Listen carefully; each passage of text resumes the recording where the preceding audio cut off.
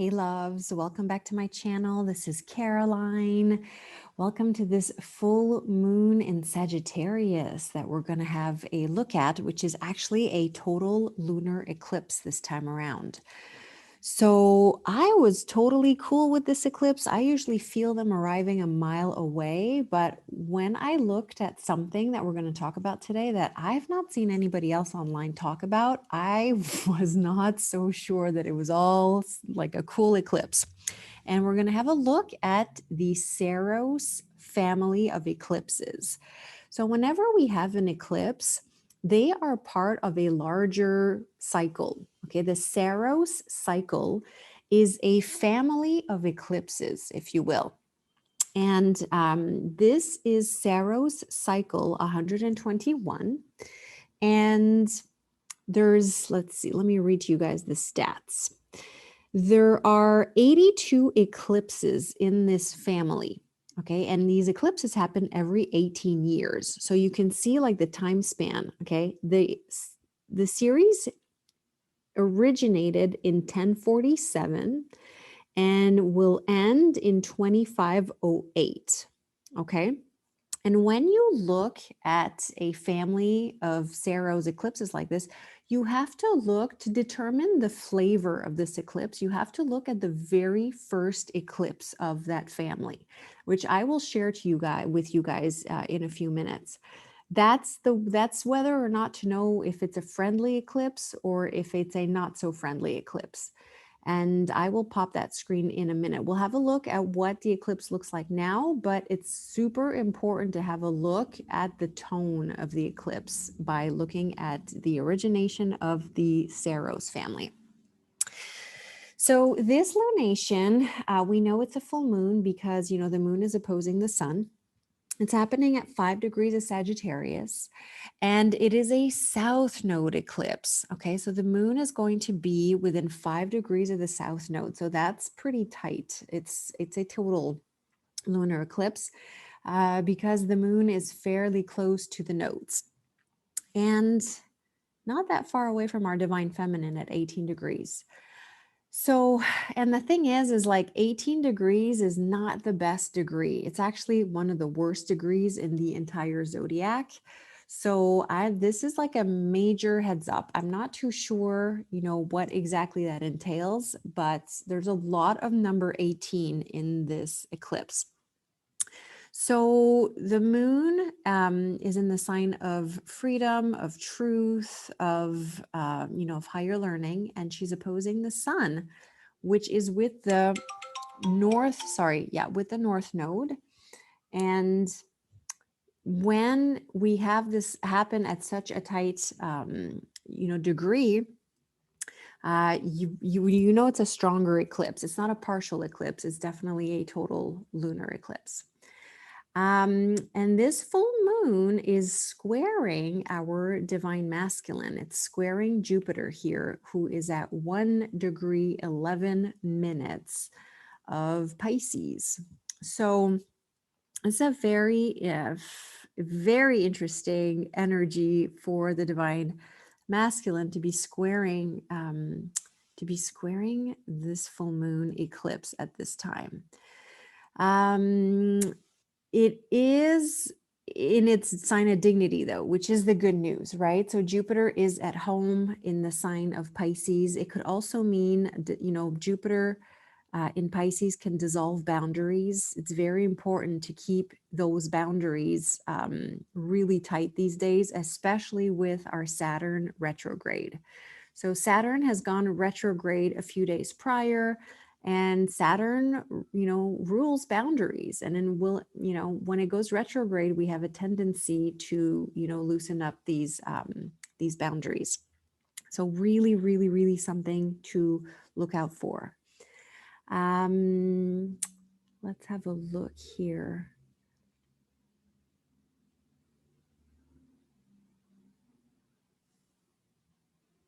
Yeah, the moon is actually making a beautiful trine to Chiron, which we like. That brings a lot of healing energy on a big transit like this, which is good that it's not at odds, with the new moon.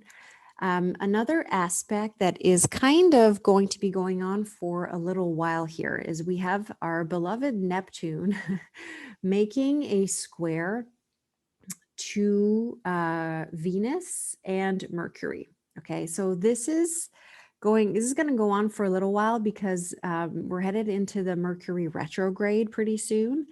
And so Neptune, it's beautiful, but when it's making a difficult aspect, when it's making a red line or a square, then you don't get the higher octave. You usually get the lower octave. And Mercury ruling the mind and Venus ruling relationships, ruling women. Usually this is like a deceptive energy. So it's something like it can be confusion. This will be very interesting to see how it plays out in the collective.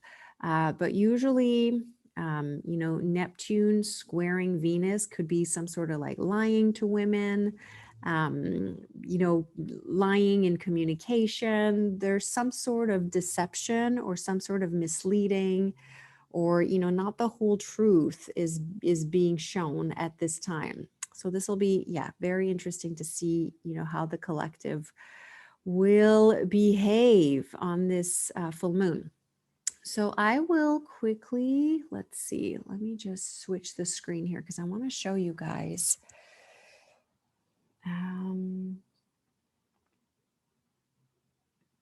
Okay, here we go. This is the eclipse. Okay. Do I have this right? Here we go. All right, so this is the May 26th eclipse, Saros 121. This is the very first eclipse of this family. So this will help us determine the flavor of the eclipse. And so it was a partial, they always start out partial. And then when they get to the center of the cycle, then they become tighter and tighter. And then they start to separate out again towards the end of the cycle of the Saros family cycle. So we have, first of all, we have the moon with Chiron, and see that moon is at 18 degrees. 18 degrees is just not, in the degrees theory, it's not a great degree for this cycle. And it's opposing the sun in Libra at 18 degrees. And it is in the sign of Aries. And the North Node is in Libra at 3 degrees with Uranus. Okay, so this is in the sign of relationships. And when the North Node is with that Uranus, like expect anything, right? And you've got that divine feminine that's in here in the mix. So you've got like a divine feminine with Mercury, with the sun, opposing a moon and Chiron. It's just a lot of really intense, like healing energy. And again, we've got like our divine feminine is opposing Neptune, which is more, I don't want to say like lying to women, but it's just a kind of like it's kind of a sharp energy. We've got, Venus is in detriment. Mars is in strength here. Mars is, in dignity. So, we've got that going. You've got a Jupiter-Saturn conjunction. So the divine masculine is at the center of the galaxy here, approaching its conjunction to Saturn. So this is very interesting because you've got Jupiter in its home sign of Sagittarius, which is a divine masculine, and you've got Saturn in its home sign of Capricorn. So there's a lot of really, good strength in this. We do have Pluto in Aquarius, which is actually where we're heading in a few years. I think it's 2023 when Pluto will ingress into the sign of Aquarius. So that's energy that, we're looking forward to. That's going to come, shortly.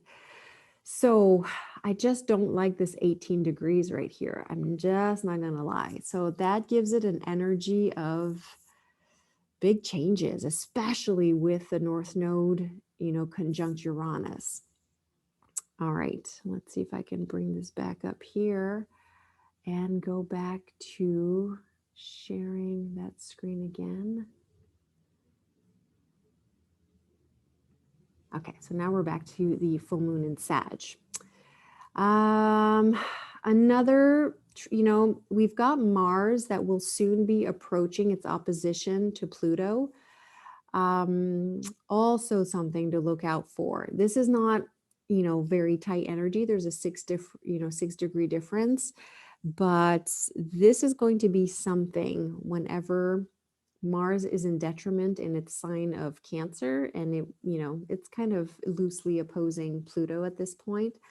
That this is kind of, big explosion energy. So big full moon coming up in Sag. I will read to you guys real quickly the Sagittarius 5-degree inside degrees by Elias Lonsdale.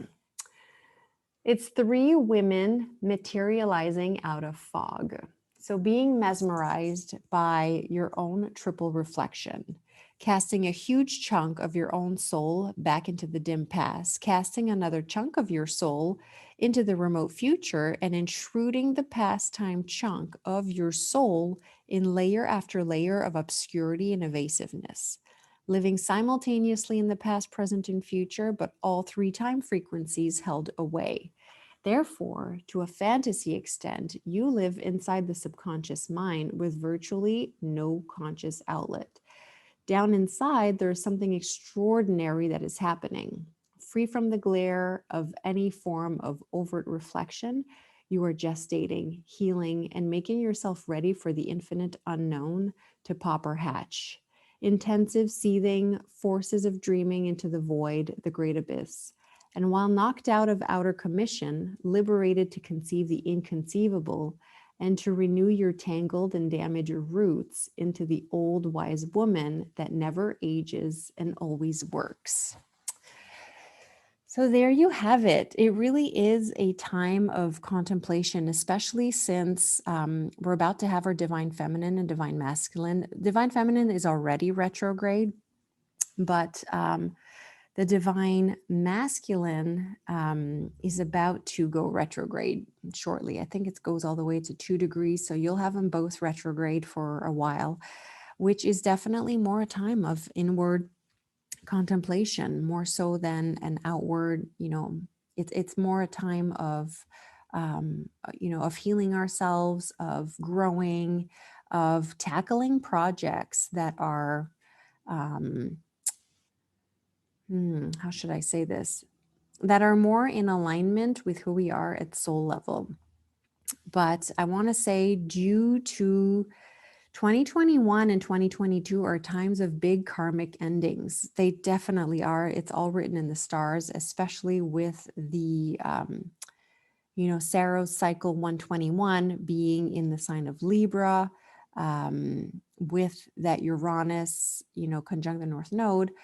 Eclipses pretty much set the tone for the next 6 months as well. So you want to bear that in mind. I am sending you guys so much love. I hope that you're doing well out there. Eclipses can be time of very, very intense, vibrational upgrades. So do take care of yourself. Do drink lots and lots of water. Get lots of sleep.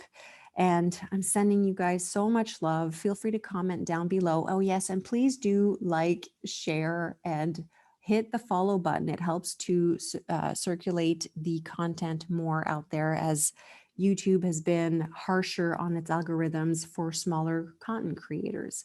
So sending you guys so much love, and I will talk to you guys on the new moon total solar eclipse.